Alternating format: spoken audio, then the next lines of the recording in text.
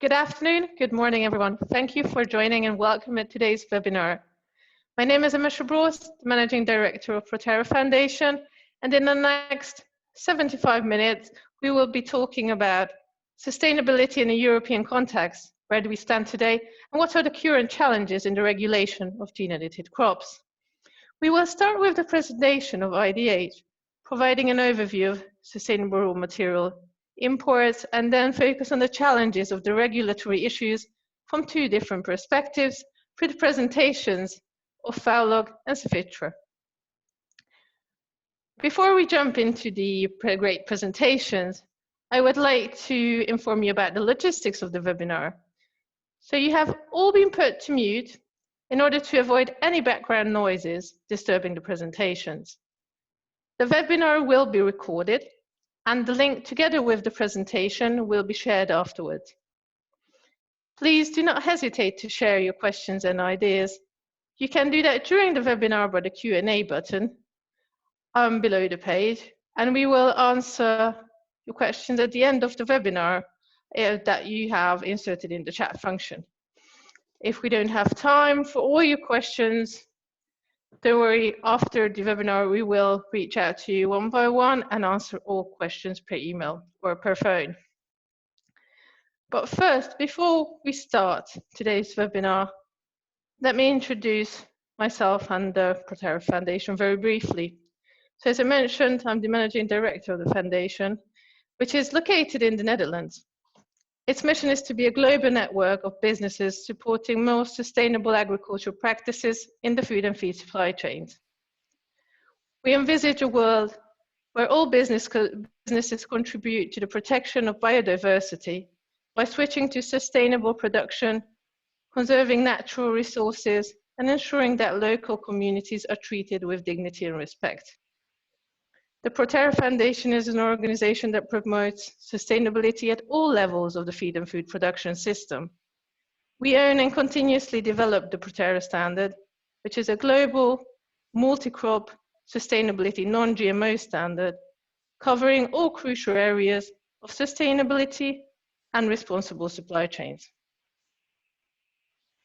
And with this, I would like to give the floor to Willem from IDH, who will talk about and give us an introduction to the insights of European responsible deforestation-free soy consumption.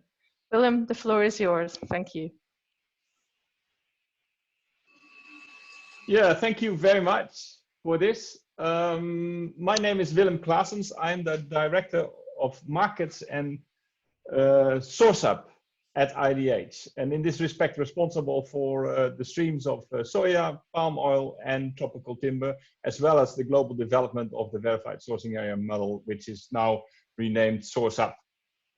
I would love to take you through a few slides that show what is happening in Europe these days, and then at the end show you also how IDH is working with the information to ensure that we get into a better sustainable world, the world that we all envisage and want to have. So my presentation is this, why are we doing this monitoring? What do we monitor, and some of the findings. I will show you some trends and recommendations that we had in the soy monitoring report. And soy monitoring report is one of the reports that we do every year. Then I will take you through NZ, which is the new European Secretariat for National Initiatives on Soy. And I would like to take you through the landscape approach as well. Thank you. Next slide, please. So what we would like to do is tell you a bit about our monitoring. And I'm struggling with my screen here because I lost the page. Okay, good. I would love to say that this European Soy Monitor that you see now on the screen is our second report.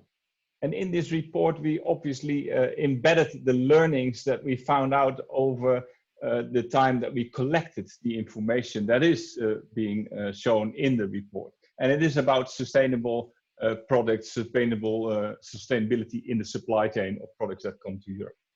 So this second report, obviously, we realized that in the first report, some things could have been done better. As you will understand, it is not easy to get hold of the information because in Europe there is no way of saying or having one number that shows what the sustainability level of soya is that is coming to Europe. And we use the second soy monitor basically to improve the methodology and understand the differences in the data that we found. Obviously, we also found a better way to navigate the politics around the issue of sustainability in soy, and also we have come to a better narrative around what is actually happening. So the lessons from the first report were that we needed to focus more on feed and trade, that we needed to try to get more input from the certification schemes that are there, and obviously also from the trader schemes. Next slide, please. So to show you what the content of this report is, and this report is publicly available, everybody can look at it. It is a huge report. It is like 80 pages or more of soya information. And I would love you to go out, and the link is later on in this slide deck as well, to go there, explore what is there if you have not seen it yet. So one of the things that we did for the new report was that we accounted for certified soy, not sold as certified as well, because as you may know, a lot of the soya that comes into Europe is not marketed as certified soy. So what we also did was we ensured that new schemes that were not benchmarked by FEFAC soy sourcing guidelines were included in this report as well. So that raised the rates of sustainable consumption. However, obviously, there were also things that we didn't do. We only this time accounted for soybean meal, which is 80% of soybean mass. That is what we used. This reduced the overall figures that you see. And the page of the slide that you see, you will see that for every country, we have found out what the level of FEFA compliant soy is and what is certified deforestation free for every country. That gives us a bit of information that we can use then to increase our efforts in Europe as well as on the ground to ensure that over time, in the continuous improvement, the sustainability levels of soya go up. The methodology that we used makes it different, or the new methodology for 2018, this report is, and 2019 will be soon released. The report for 2018, the difference in methodology makes sure that it's difficult to compare the numbers to the year before,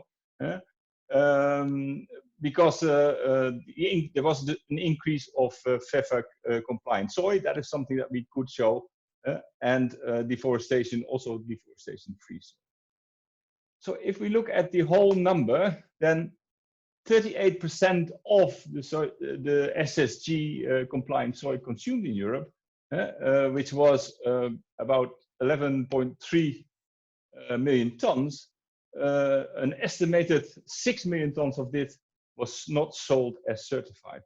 So you see the difficulty of getting the numbers together, and we will endeavor to improve on the numbers every year we go on, because at IDH we believe very much that these numbers give us a basis to start improving the sustainability levels of soya. If we don't know what's happening, you can't really help. Next slide, please. So then we would like to give you a few trends, and that is what we do in the soy reports as well. So COVID-19 obviously has disrupted the whole world, but also the soy supply. There was a lower demand for feed, and there were less byproducts available. So relatively higher imports of soy in Europe, and industry will be picking that up. This means that the 2020 report ultimately will show a distorted view of what is happening in Europe. But on a general trend line, you will be able to see things. We will see that the global production has gone up from, that is important. You also see that the consumption is imbalanced. And why is it imbalanced? Because of the fires in Brazil, of European legislation that's coming out, and also commitments that are being made in 2020 for the next period. So the imbalance of supply and demand, as we said, was 6 out of 11 million tons sold as not certified, although they were certified. And that is obviously not so good, because that product will not generate such a high price. And that again will have effect of what is happening in the production countries. So with regard to carbon footprint, the soy sector must leverage decarbonization to accelerate the transition towards responsible deforestation-free soy.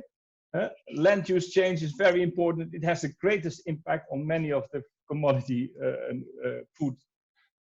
commodity footprints. We must ensure that the objective of reducing our carbon footprint is not leading to a narrow definition of responsible sourcing, because that would endanger a lot of other things that we're trying to do in the production areas. We have to ensure that it not only focuses exclusively on non-conversion, and excludes all other responsible production practices that are currently embedded, for example, in the soy sourcing guidelines and in landscape initiatives, so as the SourceUp verified sourcing area model. But the sector should also take advantage of the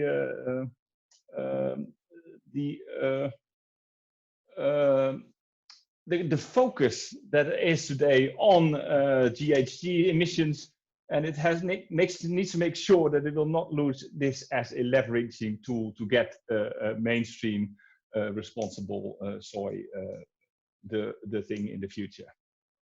Next slide, please. So the soy monitoring, Soy Monitor also gives a few recommendations. And one of them is that European national initiatives are key. And I would like to talk about this one a bit more. The national initiatives for soy in Europe have together set up the NC, which is the European National Soy Initiative Secretariat. The country reports that we show the Soy Monitor, and that will be no different for the next year's monitor, shows that national soy dialogues designed to jointly make the transition to responsible and deforestation-free soy have a lot of impact. It recognizes that each national initiative has its own pace of development and its own stakeholders to convince, but NC, this European National Initiative Secretariat, is set up to ensure that every national initiative can get the support it needs on its way to progress. And obviously, NC is also created to ensure that where possible, national initiatives align to create a bigger impact. And then I'm talking about, for example, the European Union as one of the possible counterparties for alignment.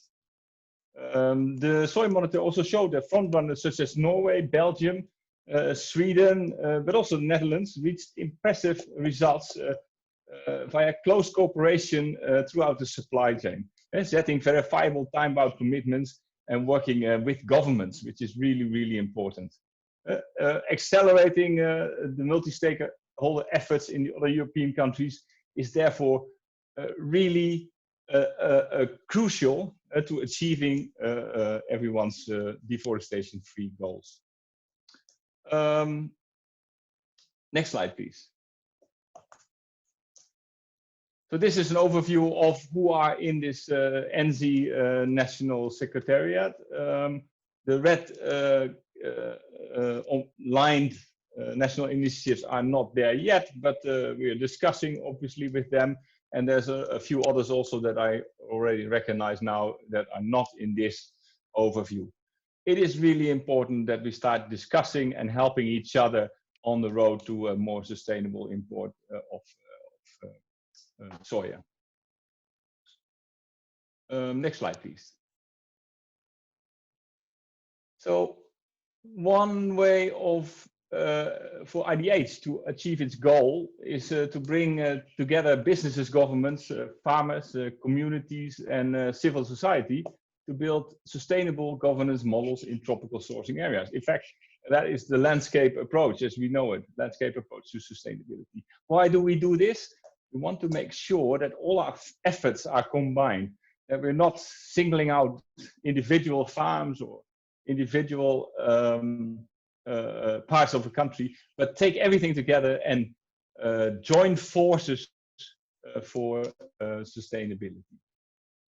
Through IDH's production, protection and inclusion approach, we try to create areas where agricultural products are grown more sustainably and forests and national resources are safeguarded and communities thrive. The action-driven coalitions that we create there, or we call them compacts in that is IDH speak, under the PPI's approach, the production, protection and inclusion approach, will drive impact on the sustainability goals and create a value for everyone. So the PPI compacts also serve as the backbone to the most recent actions of IDH, which is the SourceUp model, previously called the verified sourcing area model. Next slide, please. So in IDH's view, if you combine this PPI approach, sustainable production, protection, restoration, and inclusion, if you combine that with a strengthening of local governments, landscape governance, if you connect that to demand and supply, and if you ensure that enough financing is available to come to a transition, then obviously you are helping sustainability on its way and ensure that soya, but also palm oil and other products become mainstream sustainable. Next slide, please. So our way of doing this, as I mentioned, is through the SourceUp platform. 2 more clicks, please. This SourceUp platform, which was launched last week, is a new platform that connects local stakeholders in the countries with the markets. It ensures that committed buyers can support these compacts that I mentioned, these action-driven coalitions, and monitor. The platform can monitor and deliver information to these committed buyers for their sustainability commitments. And the compacts, these coalitions include farmers, government, but also producers, civil society, and they agree on certain priorities in their region. This is the landscape approach. So we have a compact where all the stakeholders are available. They agree on certain priorities of sustainability, and we are trying to attract the market, the committed buyers, to help achieve these commitments. This will always be seen in the SourceUp platform. It is available online. Progress on the priorities and the KPIs that are set against priorities can be monitored by companies. Why do we believe that this works? Because this gives companies who have no idea what to do to help themselves in sustainability and also achieve their own commitments, this helps them to see what's happening in a landscape and also help directly in the landscape that they source from. Next slide, please. So let me give you one of these examples. In Sorriso municipality in Mato Grosso, in Brazil, we have agreed a compact, and the compact partners are listed here. It includes also RTRS. It includes the PCA strategy of Mato Grosso. It includes workers' syndicates, inclusion. It includes also producer organizations. So these have set up goals for the compact, and they are there. Increase the soybean area under RTRS certification, but also ensure that there is 100% of rural properties registered in the system, so that land tenure issues get solved. It has several goals. There are also companies who are attracted to these goals to start helping solving these matters, and that will be seen. I am not showing you today the platform, the SourceUp platform as it is now, but the official launch will be in January. The beta version is online now, so you can have a peek already at sourceup.org, but it is not available yet to use. But obviously, if you have already comments on that platform, we also appreciate that a lot. So the partners, the companies, on the one hand, the committed buyers, on the other hand, the compact itself, as well as the platform, will work together to achieve landscape initiatives and progress, and ultimately the transformation of sustainability from a cost to a value creating model. Next slide, please. Okay, this is already what I wanted to say. I do invite you to have a look at the Soy Monitor if you have not done so already over the last year. The new monitor will be out in the next months to come. We are finalizing that together with our partners. As you can understand, getting the data right is a lot of work, and we want to make sure that this is usable for everyone in Europe and beyond. Thank you very much. Thank you very much, Willem, for this great overview and emphasizing also the need to collaborate better. We all understand the need to have clear, comparable results to know where we stand today, and you know, to know better the challenges that we face to be able to also to improve. So thank you very much for this. To all participants, please, I would like to remind you that you can send your questions in the chat function. So feel free to do so. We will gather a few questions together at the end and then answer them accordingly. Now I would like to give the floor over to Heike, who's with us today representing FAO, and she's an EU policy advisor. Will explain us more about the non-GM labeling in Europe and some current challenges we are facing. Very relevant and hot topic today. So thank you, Heike, for being with us, and the floor is yours. Yeah, thank you for the invitation, and please, the first slide. I will start with the non-GMO regulations in Europe. We have 10 countries with non-GMO labeling regimes in place. 8 are EU countries and 2 are non-EU countries. Then in the light green color, it's Croatia, and Croatia is the next country that is planning non-GMO labeling system. Why do we have non-GMO labeling? This is due to the gap in the EU GMO legislation. There is only genetically modified feed subject to GMO labeling, but not the related food products like meat, like milk, and like eggs.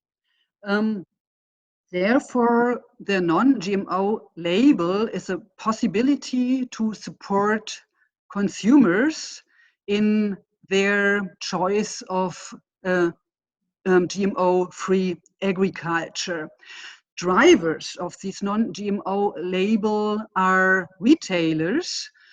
Retailers are the one who would be confronted with critical inquiries and anger of consumers if they sell GMO food that is widely rejected in the EU. I think you all know that we have hardly any labeled GMO products in the supermarket shelves, and that there is a very stable attitude against GMOs since their introduction onto the European market in 1996. So the drivers for the non-GMO label are the supermarkets, and they use this label for their own brands or use it as a private label. This label is voluntary, and it is mainly, or definitely mainly used in the conventional sector, because non-GMO is a self-evident standard in the organic sector. So let's go to the next slide, please. Next, this one. Many thanks. We have on this slide the sales development of non-GMO labeling in Germany. Ohne Gentechnik is directly translated into without genetic engineering. And you see on the right side this green rump, that means without genetic engineering. And we have a tremendous development of sales in the non-GMO segment. You see the figures for 2019. There has been a turnover of 8.8 billion euros. The major segment are dairy products, followed by poultry meat, and followed by eggs. And under other, we have pork meat, we have salmon, we have honey. Forecast for this year, for 2020, is our sales of 9.2 billion euros, but that are figures from April this year. Next slide, please. We have two major non-GMO markets in Europe. The first one is Germany, the second one is Austria. Important to mention that we have on the German market 14,500 non-GMO products, and what is, I think, more impressive is that are 60% of all dairy products and of all poultry, 60% of all poultry meat, as well as 70% of all eggs that are non-GMO. In Austria, we have a similar situation, a turnover in 2019 of 1.5 billion euros, and on the market are 3,800 non-GMO products. And what is, for me, the most impressive thing is that the entire milk and eggs sector is non-GMO since 2010, 10 years, and the poultry sector since 2012. Next slide, please. The jump to my next topic, gene-edited crops in the EU. To start with a very brief definition, what are gene-edited crops compared to old GMOs? The main difference is that we have gene-edited crops very often no insertion of foreign genetic material. Gene-edited gene editing techniques are some. The most known, the most famous technique is CRISPR-Cas, but other techniques are ODM and TALENs. Gene-edited crops are GMOs in the EU. That is according to a ruling of the European Court of Justice from summer 2018. That means subject to GMO legislation, and that means before we have gene-edited crops on the market, they undergo a risk assessment that includes environment and health impacts. And when there has been an authorization, then these gene-edited GMOs would be subject to labeling and to traceability.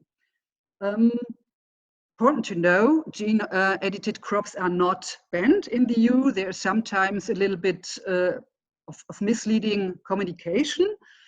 They are not banned, but they are not on the EU market. And that is why we have so far no application for an approval of a gene-edited crop in the EU. No approval means no authorization.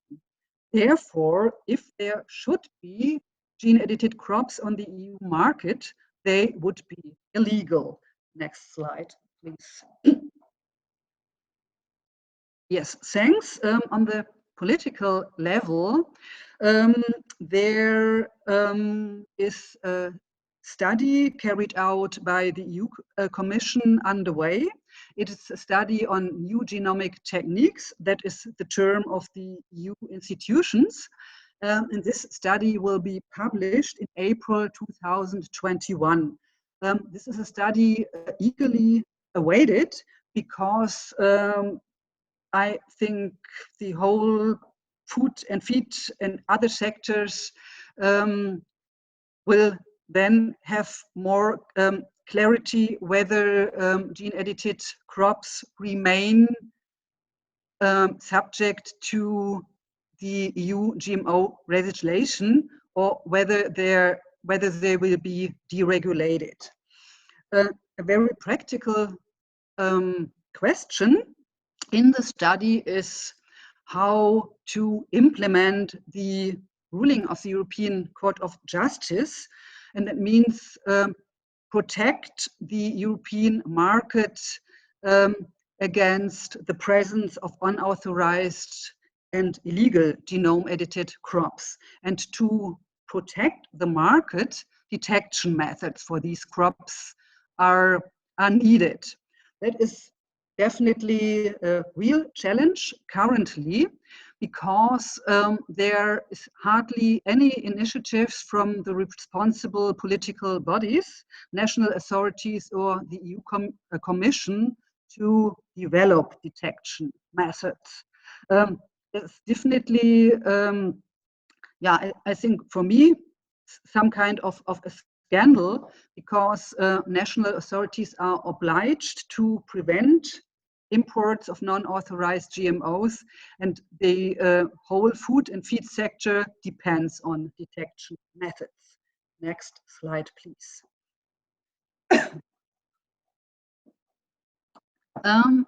Question is how many gene-edited crops are on the market currently? To make it very brief, gene-edited crops at the moment are promises and not a market reality. We have just two gene-edited crops cultivated. One is canola, a herbicide-resistant canola by the US company Cibus.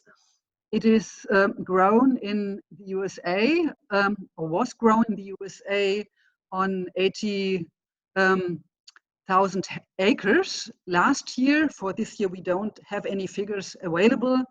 And it is grown in Canada, and there are no figures available in the public domain. The other crop is soybean with a health claim soybean with less saturated fatty acids, an oil meant for the use in fryers by a fast food chain. This is soybean developed by the US company Cellext. We have figures for this year, the second year of cultivation, that are 29,000 hectares of cultivation this year.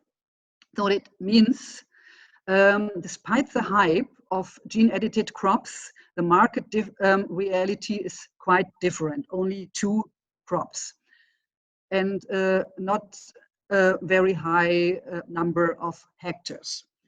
What is in the pipeline or has a non-regulated status in the USA, the lead market for gene-edited crops as well as for all GMOs?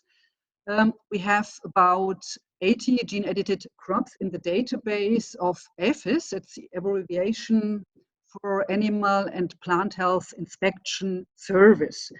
Non-regulated status means that in theory, these crops could be cultivated, but they are not. Then the really important questions, how do we know that these crops are not cultivated and are not circulated somewhere in the value chains? This is rather unlikely, but because one could expect if there are new crops, gene-edited crops on the market, the developers, the companies would announce it to their customers, that means the farmers, or to the investors, and they would have to communicate it to the regulators, because at least there is a registration of these crops. So therefore, one can be rather sure that there are no more gene-edited crops on the market currently. Next slide, please. Yeah, I said that it is really a scandal that we don't have detection methods for the genome-edited crops on the market because of these non-activities of the responsible authorities. Therefore, a consortium of non-GMO associations, like my association, and NGOs like Greenpeace have funded a test for the first commercialized gene-edited crop on the market, this Cibus canola. We have published the result in the beginning of September, and important to know is that our test meets all legal requirements for GMO detection in the European Union. And that means the test is event-specific. Event-specific means if there is a positive test result, then it is sure that it is this Cibus canola. And the other important thing is that the test allows quantification. That's what the test can. What the test can't is the test can't identify the genome editing technique used. In this case, it was ODM. But there is no legal requirement under EU law to have an identification of the genome editing technique used. Next and last slide, please. To come to a summary and a conclusion, we have 2 genome-edited crops cultivated currently. Detection or the development of detection methods is possible. That is mainly of political will and of funding. Then it is important to know if we have a detection method. This detection method has not to prove which genome editing technique has been used. That is currently not possible, but I rely on more research and on scientific progress. Therefore, I would say if there's more money and more research, then I'm quite optimistic that it is possible to identify the genome editing techniques. For us as a non-GMO sector, it is absolutely important to keep gene-edited crops regulated as GMOs. That is important because we need labeling. That means GMO labeling to label non-GMO, and we need a risk assessment before these crops enter the market, because the food sector is responsible for the safety of its product. And these products are very new, and there is nearly no research, independent research on impacts of these new crops. So for us as a non-GMO sector, it is very important to meet consumers' demands. Both non-GMO sectors, organic and conventional, are booming markets, and for the non-GMO sector, the conventional sector, the non-GMO label has to be comprehensive. That means it has to exclude all GMOs and to exclude these new gene-edited GMOs. Otherwise, it wouldn't make any sense to have a non-GMO claim that can only exclude certain certain GMOs and not all GMOs.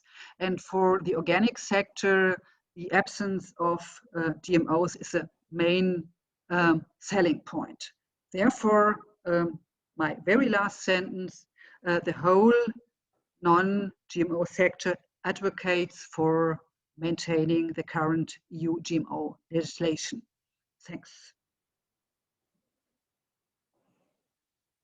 Thank you so much for giving us an insight about this complex issue that creates big challenges both on public and private levels. Audrey will explain us more about the challenges the private sector is facing. But before I give the word over to Audrey, please, I would like to remind you to send all the questions. Feel free to do so in the chat function. Thank you. And Audrey, the word is yours. Thank you very much. I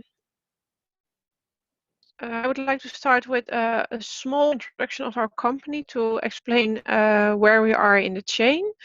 Thank you, Amasia. In 2012, the German company BayWa acquired Cevitra. BayWa is very active in the origination of various agri-products, mainly in southern Germany. And together with Cevitra, the group is Europe's #1 trader.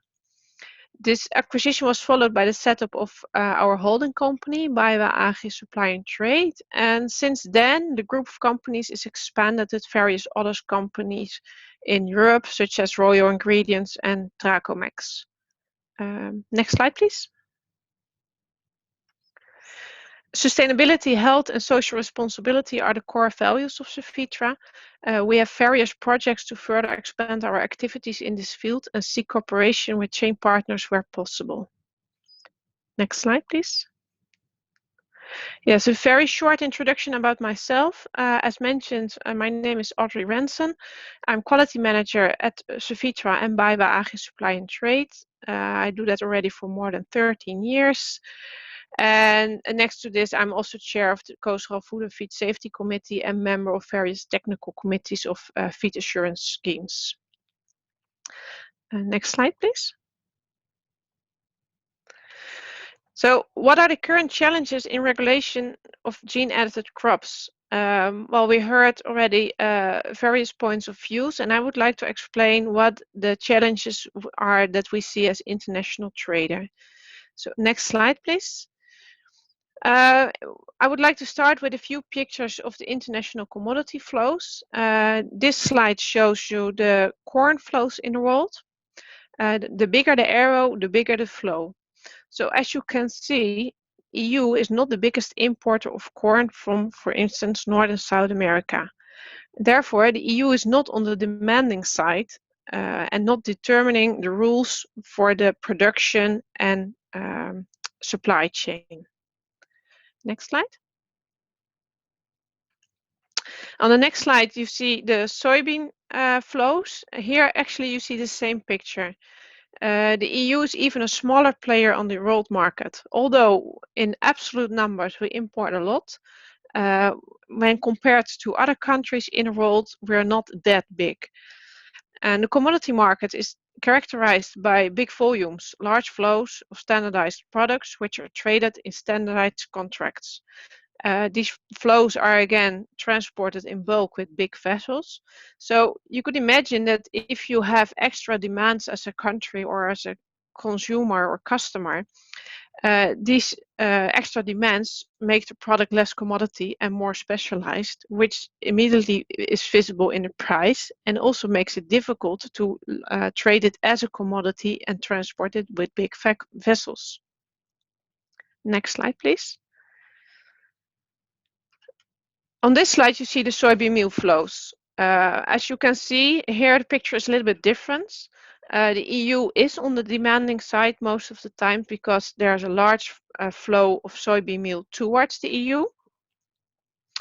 And you can see that in this case, the EU receives more and we have a better negotiating position. Although the difficulty we face is that the soybeans used for this meal are the same as the exported beans where we are not on the demanding side. So although the soybean meal flow is much bigger, we are still seeing difficulties in demanding and giving our own requirements towards the producers. Next slide, please. So looking back at the current Gmo regulation, which is in place already for almost 20 years, we experience various problems. For instance, there's a big regulatory difference in the world. And there are less events approved in the EU compared to other countries where we source from. The way of event approving is different. In the US, you only get an approval for a single event. In the EU, you also need an approval for a stacked event, so a combination of two different events or more different events. Also, the approval process is quite different. In the EU, it's a very time-consuming process. It can take more than 6 years to get an event approved. And compared to the US, it's 9 months. So we're always running behind, so to say. The requirements for labeling deviate per origin and country, so that makes it even more difficult. How do we cope with these challenges? Well, we make contractual agreements, of course, where possible. But as I mentioned, we are not always on the demanding side, so it's not always possible to do this. We have a lot of extensive checks, which are in addition to the contractual agreement. So even if we do not have a contractual agreement, we do extensive checks, but there we see the risk of if the product is not complying and where to go with your complaints because you did not buy it contractually with a certain guarantee.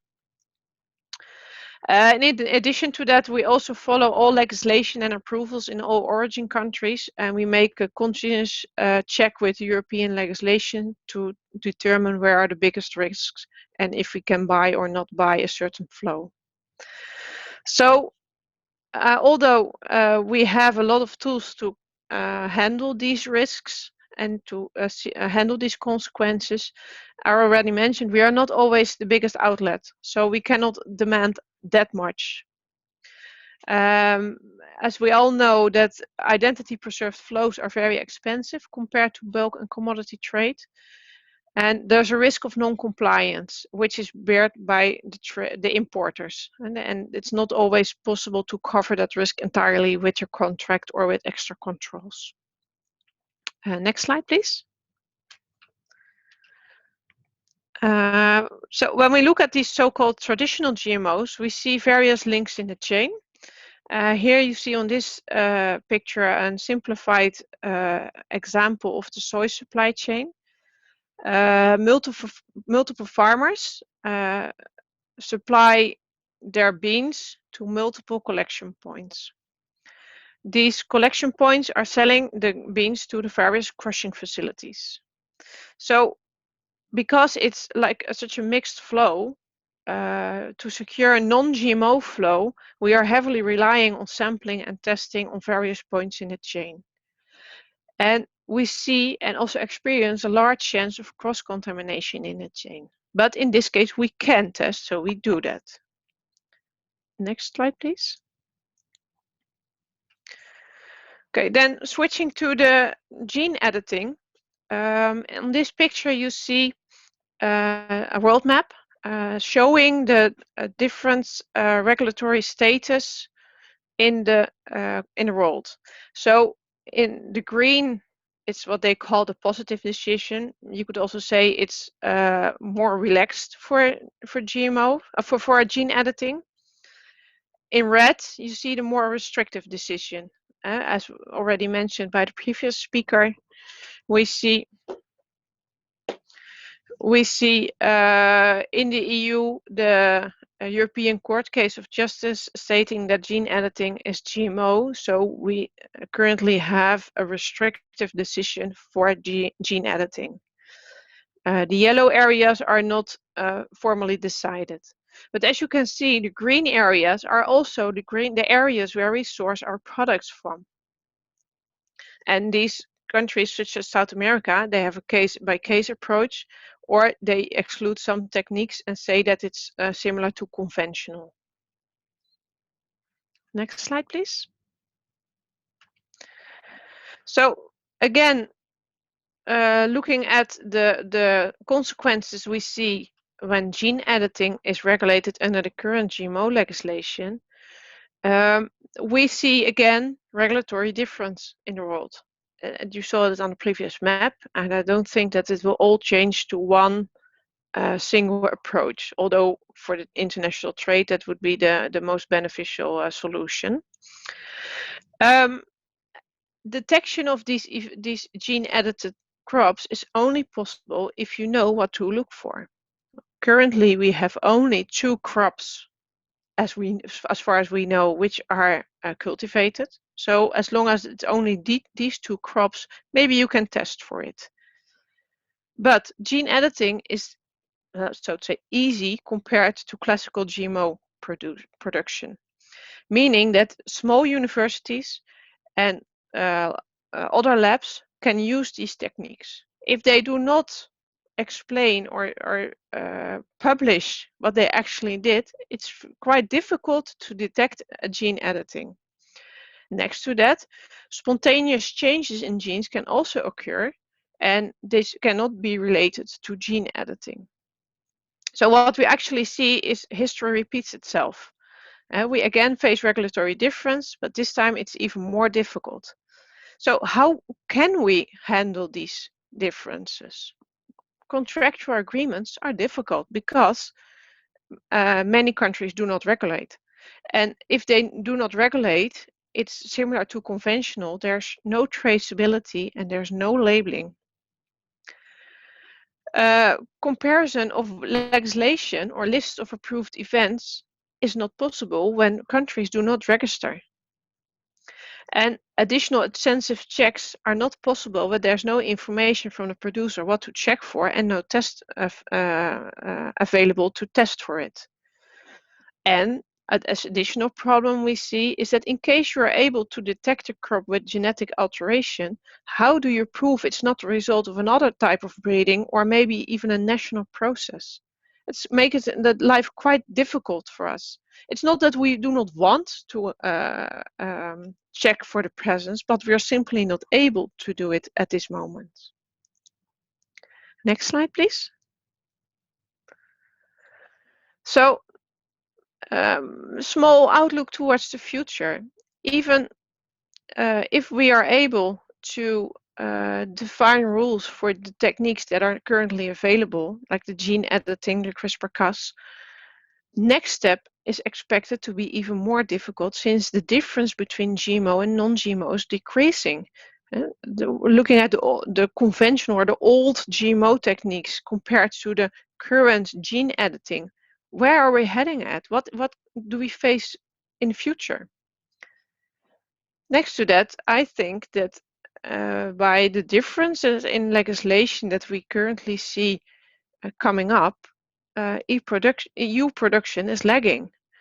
But on the other hand, the gene editing could also be supportive to, for instance, more sustainable farming and future-proof farming. So the reduce of pesticide use, reduce fertilizer use, adaptation to climate change. So it could also be a helpful tool, but then again, it remains that it's difficult to detect them. Next to this, as last, EU regulation will not stop this innovation. So even if the EU decides that gene editing is the same, is similar as GMO and will regulate it like that, it will cause production to move countries outside the EU, because the innovation will continue and the products will come on the market. So I think it's better to find a really workable solution than just see it as GMOs under the current regulations. Next slide, please. So this is what I wanted to say about the problems that we currently face as international trader, and that we also see coming up for the gene-edited crops. Thank you. Thank you, Audrey. Thank you so much. And the more we hear about the regulatory challenges, the more we actually realize how complex this issue is. And that brings us also to the first question that I would like to ask you, Audrey, that came in. If the flows, the commodity trading flows are international, which we know they are, what we can do from an EU perspective, as for example, you as a European company, to improve traceability on a global scale? Well, traceability is currently, of course, possible by the tools that we have in tracing crops. And when we look at the current, the conventional, or the normal, the old GMO, so to say, it's difficult to make a difference in that, but it's possible to do extra checks on this traceability with testing. So to improve this even more, there should be, and you're not able to test it, there should be some sort of labeling, but it should be coming from the original producer, or even the inventor of the event. That company should start labeling, and then it should go through the whole chain towards the customer. However, when I look at how this is going the last almost 20 years with GMOs, it's always been a struggle to get the information we needed to know which kind of events could be present in the crop. So, and then we're even able to test. In the new situation, I do not see that possibility. Great, thank you very much. Heike, the second question is for you. For the new gene-edited varieties, how is it possible to assure that the detected change is indeed distinguished between a deliberate editing versus a spontaneous natural change? And if hasn't CBUS already claimed this to be a case in their canola, that practically was not deliberately edited? I start with the second part of the question. CBUS has indeed claimed that the genetic alteration was not caused by the ODM, it means by the gene editing technique. But CBUS has claimed that after we came out with the test, all the years before, from 2014, when the CBUS canola was registered in Canadian by the Canadian authorities, it was always clear that the genetic alteration has been caused by this gene editing technique. And that was the advertisement of CBUS to farmers and investors till what I said till we came out with the test. And this Cibus canola is still listed in the database Eugenius in the EU as gene-edited crop, as well as under the biosafety protocol. So therefore, I think that Cibus is very afraid of trade disruptions and liability claims in Europe if that Cibus canola, now detectable, should occur here in the value chains. Second part of the question. Was that practically how can we assure that detected change is a deliberate versus a spontaneous change? That's, I think, a question that many people ask themselves. How can we actually distinguish today?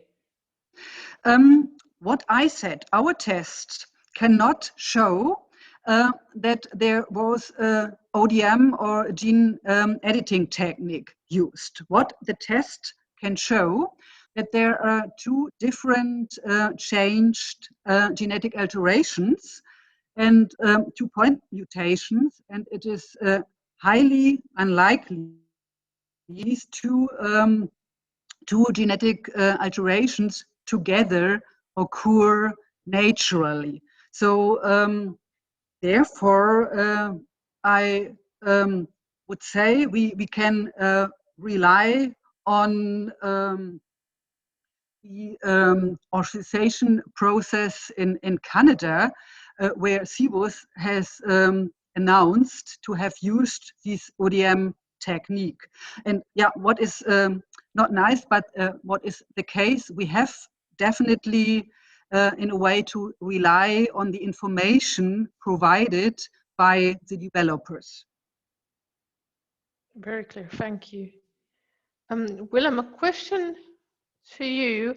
You mentioned the NC, that is practically a new collaboration of the initiatives. The question relates to the goals. What are the main goals and focus areas for the NC?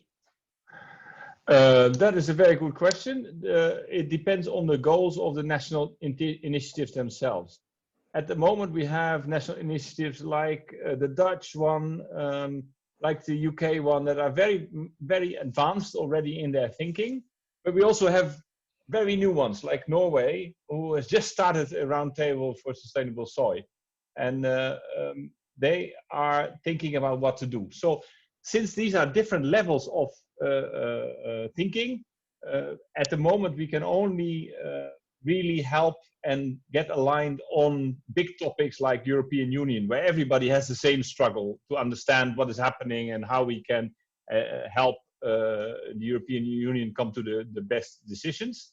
But on individual levels, the NZ Secretariat is there to ensure that everybody gets a chance to develop and develop ultimately to a level where we are all agreeing on the sustainability of the soya.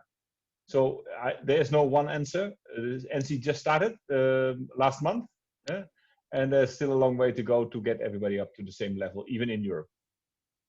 Thank you. Thank you, Willem. And Heike, another question to you. How do you analyze the consumer trends related to GMO?